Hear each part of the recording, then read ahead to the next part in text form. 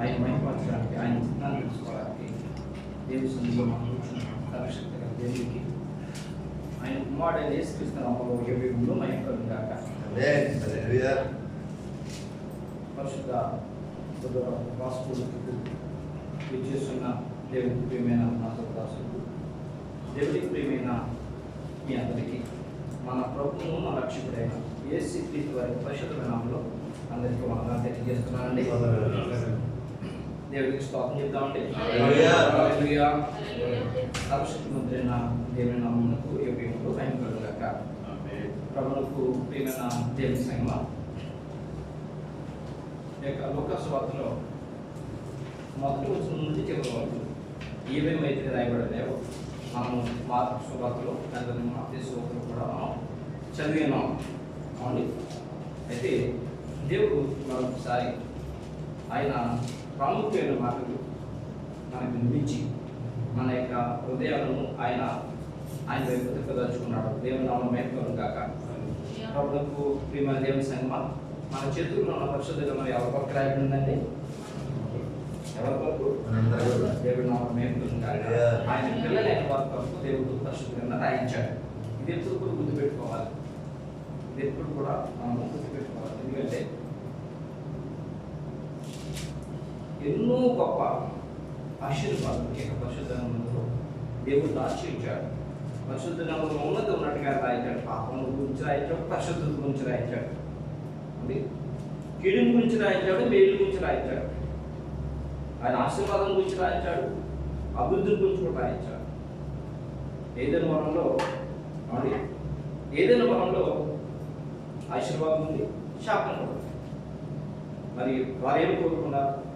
అదేవిధంగా పరిశుద్ధ గ్రంథము అని ఈ యొక్క నీతి గ్రంథాన్ని మనకి దేవుడు వరంగా ఇచ్చున్నారు. దీంట్లో దీవెన ఉంది, ఆశీర్వాదం ఉంది, తర్వాత అవిధేయత ఉంది. మరి మన యొక్క కోరికను బట్టి అది మనకు దొరుకుతుంది. మెట్టికి పరిశుద్ధ గ్రంథంలోని మాటలు మనం ధ్యానించుకున్నాం. ఈ యొక్క లూకా సువార్తలో రాయబడిన మాటలు 2 సువార్తలు రాయబడినాయి. అయితే ప్రాముఖ్యమైనది మనకు, దేవుని పిల్లలైన మనకు దేవుడు ఏమి తెలియజేస్తున్నాడు అండి చూసుకుంటూ అదే సమయంలో దేవుడు తన దాసులకు తెలియపరిచింది. అదే సమయంలో దేవుడి పిల్లలైన మనకు తెలియవలసిన విషయాలు మనం ధ్యానించుకున్నాం అండి. ఇక చూసినట్లయితే ఈ లూకా సువార్త 24వ అధ్యాయము 45వ వచనం చూద్దామా. అప్పుడు వారు లేఖనములను గ్రహించినట్లుగా ఆయన వారి మనసును తెరిచి సరిపోతుంది. అప్పుడు వారు లేఖనములు గ్రహించినట్లుగా ఆయన వారి మనసును తెరిచి, అంటే ఆయన లేఖనములు గ్రహించినట్లుగా ఆయన ఏం చేశాడట? మనసును తెరిచాడట. ఆయన అనగా చెప్పాలండి, నోటితో చెప్తే చాలా మంచిది. ప్రభువుని యేసుక్రీస్తు వారు. కాబట్టి వారు అనగా వారి అనగా ఎవరి మనసును తెరిచాడైనా చెప్పాలండి. వారి మనసును, శిష్యుని మనసును తెరిచాడు అండి. శిష్యుని మనసును తెరిచాడు ఆయన. అప్పుడు వారు లేఖనములు గ్రహించినట్లుగా. లేఖనములు చాలా ప్రాముఖ్యమండి. ఏమండి? లేఖనముల గురించి దేవుని పిల్లలకు అవగాహన ఉండాలి. లేఖనములు తెలుసుకోకపోతే దేవుని పిల్లలు చాలా పోగొట్టుకుంటారు. లేఖనములు చాలా ప్రాముఖ్యం.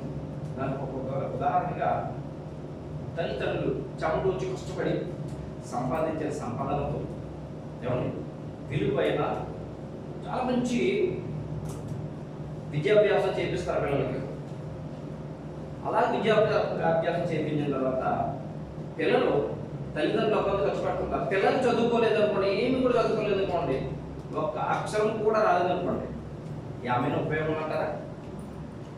ఉపయోగం ఉందంటారా? నిష్ప్రయోజనం, ఉపయోగం లేదు. రీసెంట్గా మా పెద్దమ్ముడు ఎదురు చేసుకున్నాడు. మా పెద్దోడు జేమ్స్ పేరు, మంచి పేరు పెట్టుకున్నాడు. ఇప్పుడు నైతికలోకి వచ్చాడు. ఇప్పుడు అన్నాడు, నేను అస్సలు చదవను. నైతికలో కూర్చుంటాడు, నేను అస్సలు చదవను అన్నాడు. ఏమైనా ఉపయోగం ఉందంటారా? చదవకపోతే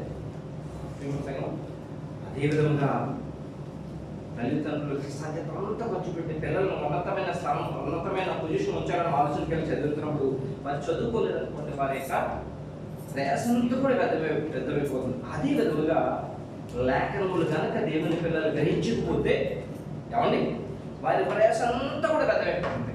వారి ప్రయాసం అంతా కూడా వ్యర్థమైపోతుంది. ఒకవేళ చదువుకోమని పర్లేదు, ఏదైనా పని చేసి పక్కవచ్చు, కానీ లేఖనములు కనుక తెలియకపోతే మానవిక జీవితానికి, మానవిక జన్మానికి పరమార్థమే లేదు. మానవ జీవితం పరమార్థం లేదు. విమర్శ సంగమం ఎన్నో లేఖనాలు దేవుడు తన పిల్లల వరకు రాయించాడు. పిల్లలకు రాయించాడు. అదే ఆ లేఖనాలు దేవుని చిత్తాన్ని, దేవుని ఉద్దేశాన్ని, దేవుని సంకల్పాన్ని తెలియజేస్తుంటాయి. లేఖనాలు ఏమి తెలియజేస్తాయండి? దేవుని ఉద్దేశాలు, దేవుని యొక్క సంకల్పాలు, మనుషుల పట్ల అవి ఎలా ఉన్నాయో అవి లేఖనాల ద్వారా దేవుడు తెలియజేస్తుంటాడు. ఇప్పుడు సంగమం అండి. లేఖనాలు అనగా ఏమిటి? లేఖనాలు ఏంటి తెచ్చుకోవాలి కదండి. లేఖనాలు అంటే ఏమిటి? అసలు లేఖనాలు ఎలా వచ్చినాయి అని చూసినట్లయితే, లేఖనం అనగా దేవుడు తన పరిశుద్ధ ప్రవక్తలను తన ఆత్మతో నింపి వారి ద్వారా ప్రవచింపచేసిన మాటలు దేవుని దాసుల ఆత్మ చేత నింపబడి లిఖించి రాసి జాగ్రత్త పెట్టి ఉండినవే లేఖనాలు అండి. దానికి ఉదాహరణ క్రీస్తు పూర్వము 700 సంవత్సరాల క్రితం యెషయా ప్రవక్త ప్రవచిస్తాడు. ఏమండి కన్యక అంటే గర్భవతి అయ్యే ఒక మాను కనే అవసరం లేదంటే క్రీస్తు పూర్వం 700 సంవత్సరాల క్రితం. క్రీస్తు తర్వాత ఎప్పటికి 200 సంవత్సరాల క్రితం ఏమండి ప్రభువుని యేసు పుట్టిన తర్వాత ప్రవక్త చదివించినట్టు ఎలాగూ జరిగిన రాయబడి ఉంటుంది. ఒక వ్యక్తి ఉదాహరణకి ఈరోజు ఏదైనా వాగ్దానం చేసి మనం మాట్లాడాలనుకోండి, కొన్ని సంవత్సరాలు వచ్చిన తర్వాత మామూలుగా మాట్లాడేది మర్చిపోతాం. అదే రాయించి పెడితే జ్ఞాపకం కాదు. అదేవిధంగా ప్రవక్త ప్రవచింపచేసిన దాన్ని దేవుడు రాయించి భద్రపరిచి, అదిగో ఆనాడు ప్రవక్త ద్వారా నేను మాట్లాడిన మాటలు ఈనాడు నెరవేరుస్తున్నానని చూపించేవి ఏమండి లేఖనాలు. దేవుని నామమున మహిమ కలుగును గాక. లేఖనాలు ఏమండి. అయితే ఈ లేఖనాలు దేవుని పిల్లలకి తెలుసుకుంటారు, తప్పనిసరిగా తెలుస్తున్నారు. ఎందుకంటే లేఖనాలలో దేవుని యొక్క వాగ్దానాలు ఉన్నాయి. దేవుని పిల్లలకు ఎన్నో వాగ్దానాలు లేఖనాలు రాయించారు. ఆ లేఖనాలు ఎత్తుపట్టుకుని ప్రార్థన చేయాలి. లేఖనాలు ఎత్తుపట్టుకుని వాగ్దానాలకు ప్రయాసపడి ఎదురు చూడాలి. దేవుని అందిస్తారు. దేవుని నామమున మహిమ కలుగును గాక. లేఖనాలు చాలా ప్రాముఖ్యం. అయితే లేఖనాలు ప్రభువుకి స్వాత ప్రకటన కాలంలో ఏమండి శాస్త్రులు, పరిసయ్యులు, ప్రధాన యాజకులు సైతము లేఖనాల గురించి వారికి అవగాహన లేదట. లేఖనాల యొక్క శక్తి వారికి తెలియదట. చాలా విచారకరం కదండి. శాస్త్రులు, పరిసయ్యులు, ప్రధాన యాజకులు పెద్ద పేరు ఏమండి పెద్ద పేరు, కానీ వారికి ఏం తెలియదు?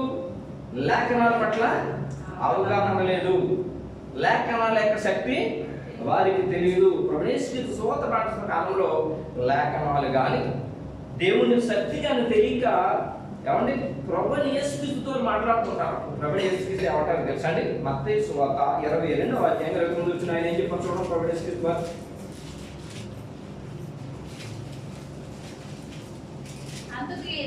అందుకు యేసు లేఖనములను గాని దేవుని శక్తిని గాని ఎరుగక వీరు పొరపడుచున్నారు. సరిపోతుంది అండి. లేఖనములు గాని దేవుని శక్తిని గాని ఎరుగక మీరు పొరపడుచున్నారు. లేఖనములో దేవుని శక్తి ఉంది. ఏముంటారు ఆ శక్తి అని అంటే, ఇవే ప్రభువుని యేసుక్రీస్తు.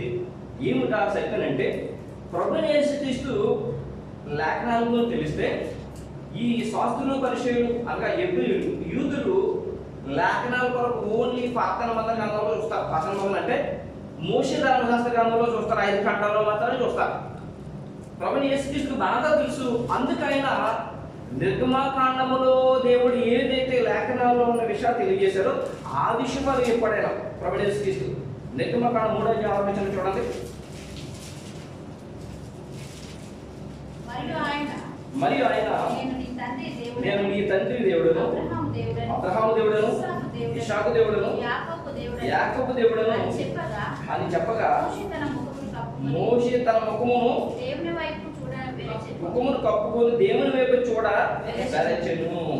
ఏమండి, మోషేతో దేవుడు అన్నాడు, దేవుడు అంటే ఆ యొక్క మండుచున్న పొద దగ్గరికి మోషే వెళ్తే మోషేతో దేవుడు అంటున్నాడు, నేను మీ తండ్రి అబ్రహాము దేవుడని, ఇస్సాకు దేవుడని, యాకోబు దేవుడని చెప్పాడట. ఏమండి, ఆ విషయాన్ని శాస్త్రులకి పరిచయం లేఖనాల గురించి కానీ లేఖనాల శక్తి గురించి కానీ వారికి తెలియకపోతే ఆ విషయాన్ని మత్తయి సువార్త 22:32తో ప్రవేశిస్తూ తెలియజేస్తున్నారు. మృతుల పునరుద్ధానం గురించి నేను అబ్రహాము దేవుడను, ఇస్సాకు దేవుడను, యాకోబు దేవుడై ఉన్నానని దేవుడు మీతో చెప్పిన మాట మీరు చదవలేదా?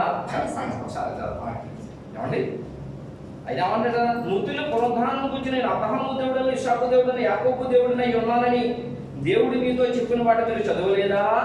చదివారు కానీ వారు జ్ఞాపకం లేదు. లేకపోతే చదివారు, వారు జ్ఞాపకం లేదు. ఏమని చెప్పాడైనా 33వ వచనం చూడండి.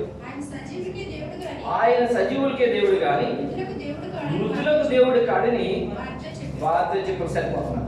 ఆయన సజీవులకే దేవుడు కానీ మృతులకు దేవుడు కాడిన వారు చెప్పను. అబ్రహాము, ఇస్సాకు, యాకోబులు ఎప్పుడు చనిపోయారు? మోషే గారి కంటే ముందు ఎప్పుడో చనిపోయారు. అయితే వారి శరీరానుసారంగా చనిపోయారు కానీ ఆత్మీయంగా వారు ఇంకా బ్రతికి పరదేశంలో దేవుని నామమున ఏమండి, మృతులకు దేవుడు కాక సజీవులకు దేవుడు. వారి శరీరానుసారంగా చనిపోతే వారి శరీరానికి చనిపోయారు, ఆత్మీయంగా చనిపోలేదు, ఆత్మీయంగా జీవిస్తున్నారు. కాబట్టి ఇంకా దేవుడి యొక్క మనసులో వాళ్ళు జీవిస్తూ ఉన్నారు. అంటే దీని అర్థం ఏంటంటే ఈ లేఖనాల ద్వారా దేవుని పిల్లలు ఏమి తెలుసుకోవాలంటే అబ్రహాము, ఇస్సాకు, యాకోబు ఏ దేవుని అయితే అనుసరించారో, ఏ దేవుని మాట అయితే విన్నారో ఆయన పిల్లలు కూడా అలాగ అనుసరించినట్లయితే వారు కూడా ఏమంటారు, ఏం చేస్తారు, ఎలా ఉన్నారు? జీవిస్తూ ఉన్నారు. దేవుని నామమున మహిమ కలుగును గాక. వారు కూడా ఎలా ఉన్నారంటే జీవిస్తూ ఉన్నారు. ఇలాంటి లేఖనంలోని శక్తిని, గొప్ప విషయాలు ప్రభువు యేసుక్రీస్తు చెబుతుంటే వాళ్ళకి ఆశ్చర్యం అనిపించిందట. చూడండి, ఆయన సజీవులకి దేవుడు కానీ మృతులకు దేవుడు కాడని వారికి చెప్పును. జనులది విని ఆయన ఆశ్చర్యపడ్డారట. దేవుని నామమున మహిమ కలుగును గాక. ఏమండి, లేఖనాలు ఎంత ప్రాముఖ్యమో గ్రహించడం కూడా అంతే ప్రాముఖ్యం అండి. లేఖనాలు ఎంత ప్రాముఖ్యమో గ్రహించడం కూడా అంతే ప్రాముఖ్యం. లేఖనాలను గ్రహించకపోతే ఇంకేమి తెలియదు, ఏమి తెలియదు లేఖనాలు గ్రహించకపోతే. సంగమ అందుకే ప్రభువు యేసుక్రీస్తు ఏం చేశారు? అప్పుడు వారు లేఖనములను గ్రహించినట్లుగా ఆయన వారి మనసును లేక హృదయాన్ని తెరిచారు. వారు హృదయాన్ని తెరిచారు. ఎవరు హృదయాన్ని? శిష్యులు హృదయాన్ని తెరిచారు. ఆయన ప్రభువు యేసుక్రీస్తు వారు స్వార్థ పరిస్థితి కాలంలో ఆయన రూపాంతర కొండ మీదకి వెళ్ళారు. పేతురు, యాకోబు యాపం చేసుకుని కొండ కింద 9 శిష్యులు ఉన్నారు. అప్పుడు ఒక ఆయన మూర్ఛవ్యాధి కలిగి తన కుమారుని తీసుకొచ్చారు. మనకి అందరికీ చాలాసార్లు జ్ఞాపకం చేసుకున్నాం ఈ విషయాన్ని. మూర్ఛవ్యాధి గల ఒక కుర్రవాడిని తీసుకొచ్చి శిష్యులు చెప్తాడు, అయ్యా నా కుమారుని బాగు చేయమని చెప్తే వారి వల్ల కాలేదని మనం చదువుకున్నాం.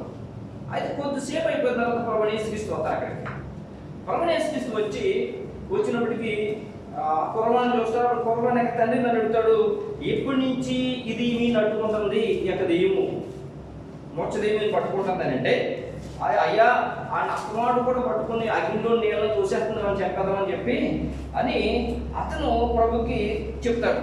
ఏమండి, ఆ విషయం చూడండి. మార్కు సువార్త 9:22 చూడండి.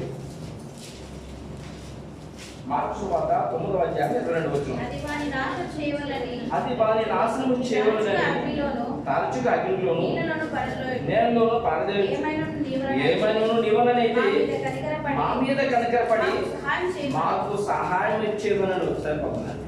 అండి, అంతకుముందు శిష్యుల దగ్గరికి వెళ్ళారు, వారి వల్ల కాలేదు కాబట్టి ఏమైనా నీ వల్ల అయితే నాకు సహాయం చేయమని అడుగుతున్నారు. అప్పుడు ప్రభు ఏమంటారు తెలుసా అండి? ఏమంటారు తెలుసా అండి?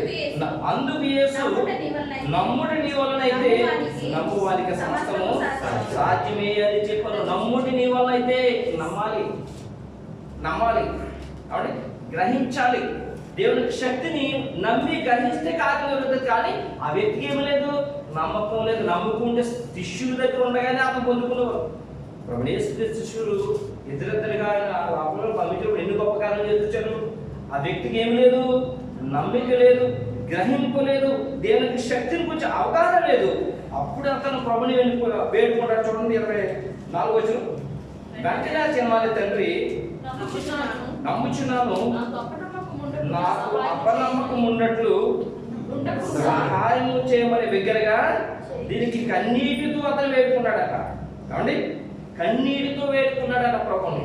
అపనమ్మకం ఉండకుండా, అంటే గ్రహించినట్టు చేయి ప్రభా, ఆ శక్తిని చూసినట్టు చేయి ప్రభా, అపనమ్మకం లేకుండా చేయి ప్రభు అని చెప్పి కన్నీటితో వేడుకున్నాడని చెప్పి కింద రాయబడుతున్నాను విమర్శనం. అప్పుడు గ్రహించిన తర్వాత ప్రభుకి శక్తిని చూసిన తర్వాత ప్రభు ద్వారా మాడు స్వస్థత అందుకున్నాడు. దేవుని నామమున మహిమ గాక. లేఖనాలు దేవుని యొక్క శక్తి గ్రహించేవాడు ఏం కావాలి?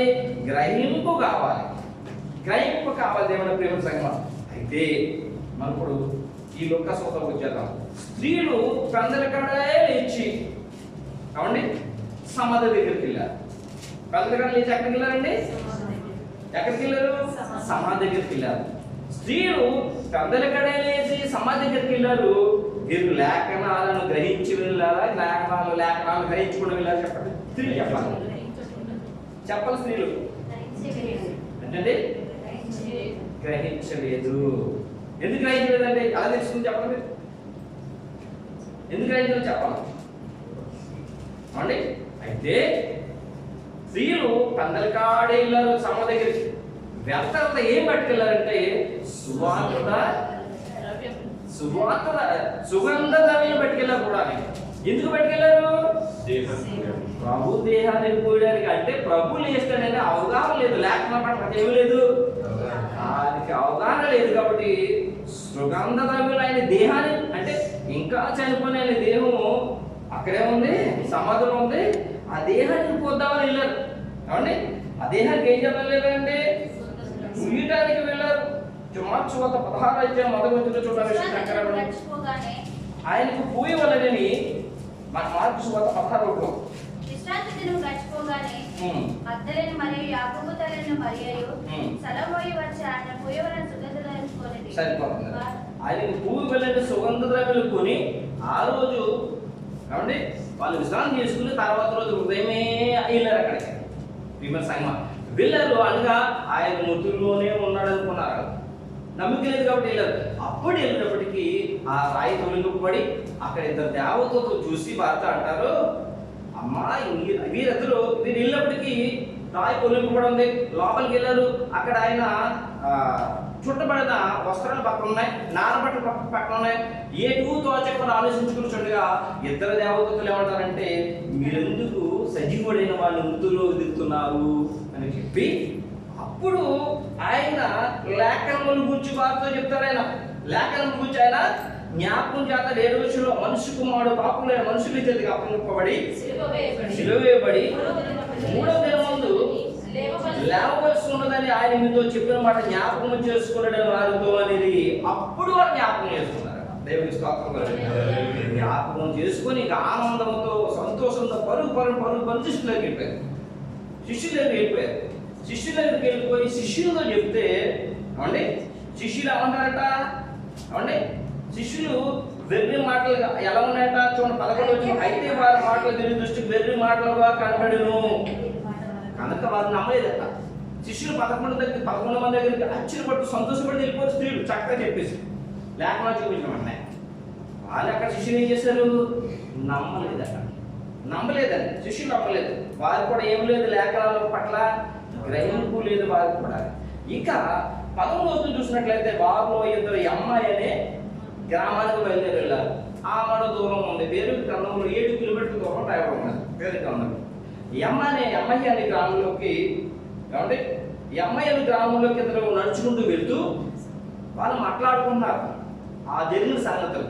అప్పుడు ప్రభువు యేసుక్రీస్తు వారు వారితో పాటు జాయిన్ అయ్యి ఏం జరిగింది ఏంటి మీరు మాట్లాడుకున్నారంటే, ఇప్పుడు యెరూషలేములోని ప్రాంతమంతా జరుగుతున్న విషయాలు మీకు తెలీదా అని చెప్పి, ఇదిగో ప్రభు గురించి చెప్తున్నారు.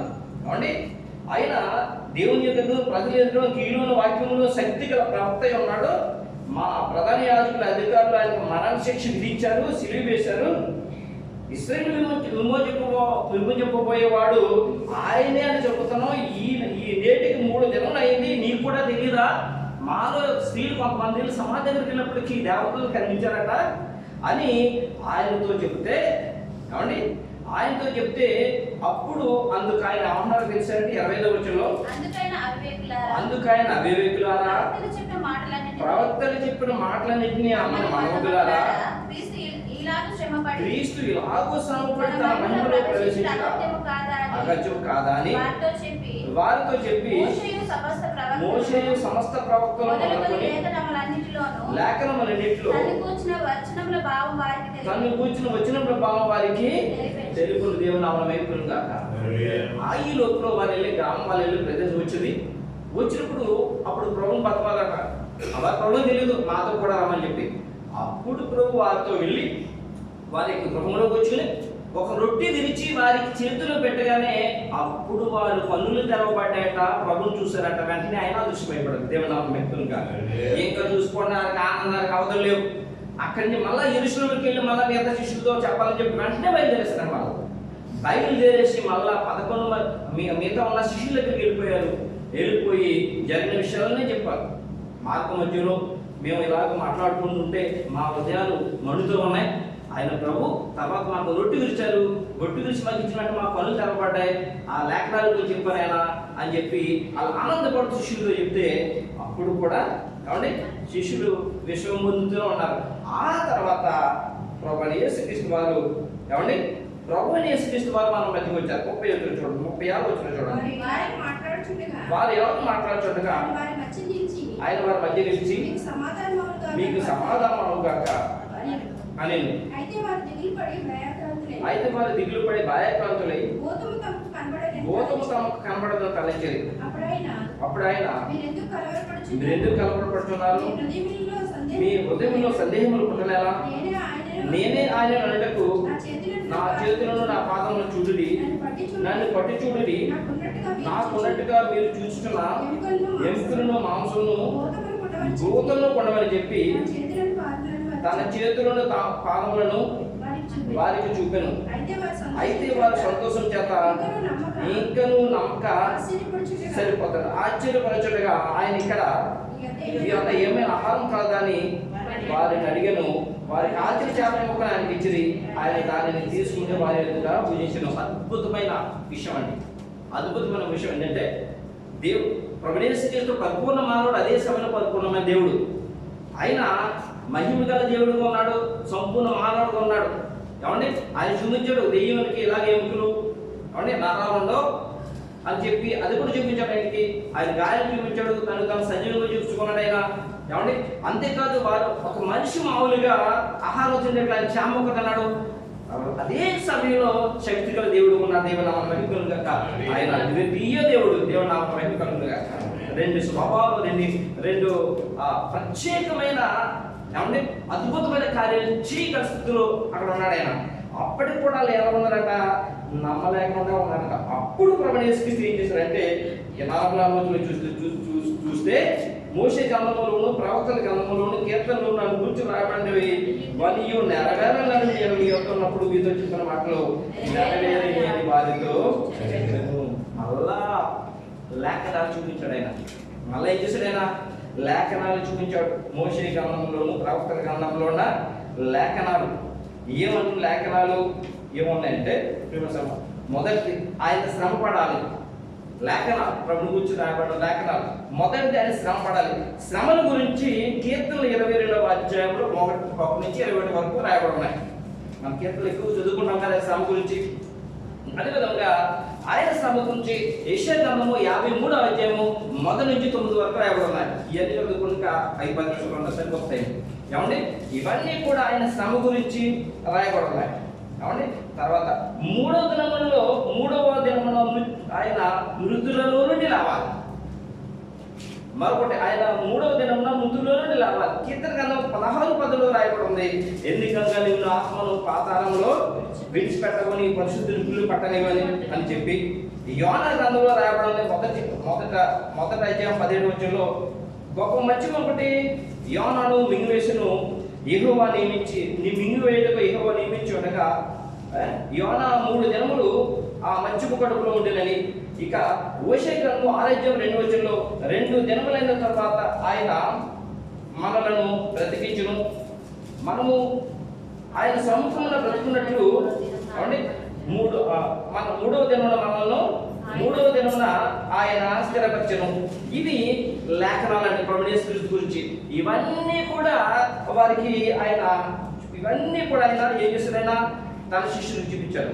అంటే అప్పుడు వారు లేఖనములుగా అంటే గ్రహించినట్లుగా వారు హృదయాన్ని తెరిచాడు. ప్రభువు యేసు క్రీస్తు సమాధి తెరిచి బయటకు వచ్చాడు. ప్రభువు యేసు క్రీస్తు ఇద్దరు ఆ యొక్క ఇది అమ్మాయిల గ్రామంలో వెళ్ళే ఇద్దరు శిష్యుల యొక్క మనోనేత్రం తెరిచి ఆయన కనపరుచుకున్నాడు. 11 మంది శిష్యులు కూర్చుని ఉన్నప్పుడు కాబట్టి వారి హృదయాలు తెరిచి వారి గ్రహించినట్లుగా ఆయన వారి హృదయాలు తెరిచారు. దేవుడి పిల్లలమని చెప్పుకునే వారు కాబట్టి మనోనేత్ర కనుక తెరవబడకపోతే కాబట్టి హృదయాలు తెరవబడకపోతే ఎంత వాక్యం ప్రకటించిన, ఎన్ని పాటలు పాడినా, సువార్త చేసినా ఉపయోగం లేదు. ఎందుకంటే శాస్త్రులు, పరిచయులు, ప్రధాన యాజకులు దేవుని యొక్క లేఖనాలు కానీ దేవుని యొక్క శక్తి కానీ వారు అవగాహన లేకుండా ఉన్నారు. దానివల్ల ఉపయోగం ఏమైనా ఉందంటారా? అందుకని దేవుని పిల్లలు ఏమండి వారి మనస్సు తెరపడాలి, వారి హృదయం తెరపడాలి, లేఖనాలను గ్రహించాలి. ప్రియమైన సంగమా, లేఖనాలు గ్రహించకపోతే దేవుడు చేసిన వాగ్దానం ఎలా తెలుస్తుంది?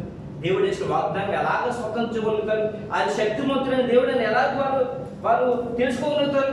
ప్రియమైన సంగమా, కాబట్టి లేఖనాలు కనుక ఏమండి లేఖనాలు తెలుసుకున్నట్లు దేవుని పిల్లలు ఉదయం కనుక తెరపడి ఉన్నట్లయితే వారికి దీన మనసు అనే వస్త్రం పడుతుంది. దీన మనసు మరొక వాగ్దానం ఉంది. దీన మనసు అనే వస్త్రం అనే వాగ్దానం నీకు మాకు దేవుని పిల్లలకు రాయబడింది. కానీ సమయం లేదు, ఒక 5 నిమిషాలు ముగించేస్తాను నేను. ఏమండి ఇవన్నీ ఈ దీన మనసు అనే వస్త్రం కూడా లేఖనాల ద్వారా దేవుడు రాయించాడు. ఏమండి లేఖనాలు దేవుడు ఇవి లేఖనాలు తెలుసుకుంటూ వస్తాయి. అందుకనే అపోస్తలుడు పౌలు గారు ఏమంటారంటే, పౌలు గారు ప్రత్యేకించి అంటే హృదయాన్ని తెరవబడటం లేక మనసు తెరవడం, ప్రభువు యేసు క్రీస్తు ఏ విధంగా శిష్యులకి తమ యొక్క మనసును హృదయాన్ని తెరిచాడు, అలాగే దేవుని యొక్క పిల్లలు హృదయాలు తెరవాలి, వారి యొక్క మనసు తెరవబడాలి. వారి మనోనేత్రం అనగా మనసు లేక హృదయం అనగా మనోనేత్రం అది తెరవబడాలని చెప్పి ఆయన ఎఫెసీ పత్రిక 1వ అధ్యాయం 15 నుంచి 19 వచ్చులు ఆయన ఎఫెసీ పత్రిక 1వ అధ్యాయం చూడండి 19 వచ్చి చూడండి. మరియు మీ మనోనేత్రములు వెలిగింపబడినందున మీ మనోనేత్రములు వెలిగింపబడినందున మనోనేత్రములు వెలిగింపబడితేనే ఆయన గురించి గొప్పగా తెలుసుకోగలుగుతాం, ఆయన శక్తిని గురించి తెలుసుకోగలుగుతాం. చూడండి ఫిలిప్పీయులకు రాసిన పత్రిక 2వ అధ్యాయం 5 నుంచి 8 చూడండి.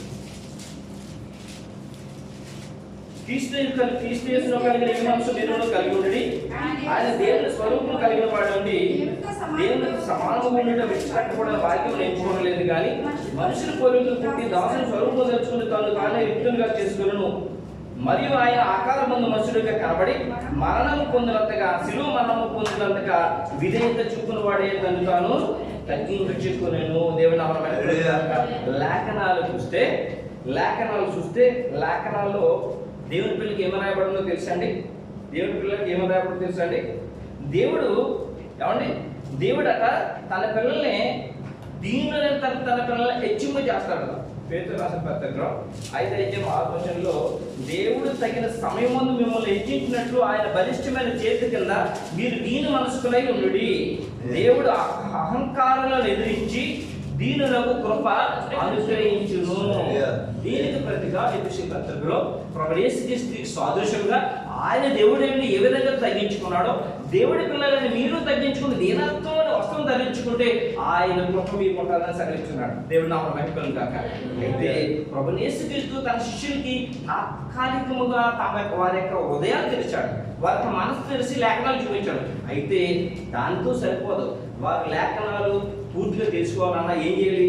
వారు మనసు ఎల్లప్పుడూ తెరవబడి ఉండాలి. అందుకని ఏం చేశాడంటే ఆయన ప్రభువు యేసు క్రీస్తు ఏం చేశాడంటే దేవుడు ఆల్రెడీ పూర్వకాలంలో వారికి వాగ్దానం చేసిన ఆత్మ ఉంది, పరిశుద్ధాత్మ ఉంది. ఆత్మ చేత నింపబడటానికి మీరు యెరూషలేము నుంచి వెళ్ళక ఇక్కడ ఉండి మీరు ప్రార్థన చేయండి, తండ్రి వాగ్దానం చేసి మీ మీద పంపుతానని చెప్పి ప్రభువు యేసు క్రీస్తు చెప్పినప్పుడు ప్రభువు యేసు క్రీస్తు చెప్పినప్పుడు వారు యెరూషలేములో నుండి ఎడతెగక ప్రార్థన చేస్తూ ఉన్నారు. ప్రభువు యేసు క్రీస్తు ఏ వాగ్దానం తెలియజేశాడంటే యెషయా గ్రంథం 44వ అధ్యాయం 3వ వచనము మీ మీద ఆత్మ కుమ్మరించునని. హెచ్కేల్ గ్రంథం 36:27 నా ఆత్మ మీ అందుంచి నా కట్టడలను అనుసరించే వారికి మమ్మల్ని చేస్తారని. యోవేలు గ్రంథం 2:28 నేను సర్వజనుల మీద నా ఆత్మను కుమ్మరిస్తానని చెప్పి ఈ విషయాలన్నీ కూడా తండ్రి వాగ్దానం చేశాడు. వాగ్దానం చేసిన ఆత్మను మీ మీద నేను కుమ్మరిస్తాను అని మీరు యెరూషలేములో ప్రార్థన చేయనున్నప్పుడు వారందరూ కూడా ప్రార్థన చేస్తూ పెంతెకోస్తు దినం వరకు కనిపెడుతుండగా పెంతెకోస్తు పండుగ రోజున వాళ్ళందరూ కూడా ఏమయ్యారు? దేవుని ఆత్మ శక్తి చాలా నింపబడ్డారు. పెంతెకోస్తు పండుగ దినం పాట పాడాలనుకున్నాం. ఆల్రెడీ నాకు టైం అయిపోయింది. 2 నిమిషాలు ముగిస్తున్నాం. అయితే ప్రభువు యేసుక్రీస్తుని సొంత రక్షకుడిగా అంగీకరించిన తర్వాత చాలా పాతగా చెప్తున్నా, గంటలో చెప్పాల్సిందండి. ప్రభువు యేసుక్రీస్తుని సొంత రక్షకుడిగా అంగీకరించిన తర్వాత దేవుని పిల్లలు ఆత్మానుభవం కలిగి ఉంటారు. ఆ ఆత్మ అనుభవం గురించి ప్రభువు యేసుక్రీస్తు తన శిష్యులో చెప్పారు, మీరు ఆత్మ చేత నింపబడిన తర్వాత మీరు సువార్త ప్రకటించడానికి వెళ్ళాలి. ఆత్మ నింపబడిన తర్వాత.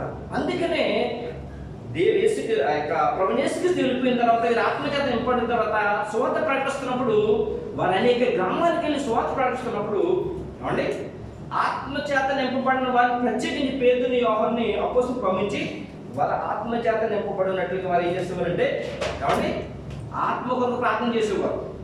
ఎందుకంటే ఆత్మ ఏం చేస్తుందంటే సర్వసత్యంలోనికి నడిపిస్తారు. ఆత్మ ప్రభు యొక్క ఉద్దేశాలను తన పిల్లలకు తెలియజేస్తుంది ప్రియమైన సంఘం. అందుకని వారు ఆత్మతో నింపబడాలని ప్రభువు యేసుక్రీస్తు వారు సెలవిచ్చారు. అందుకని అపోస్తలుడు పౌలు గారు ఏమంటారంటే ప్రభువు యేసుక్రీస్తుని సొంత రక్షకుడిగా అంగీకరించిన మీరు ఏమండి ప్రభువు యేసుక్రీస్తుని సొంత రక్షకుడిగా అంగీకరించిన మీరు మీలో దేవుడిచ్చిన ఆత్మ దీపన ఆర్పివేయకుడి.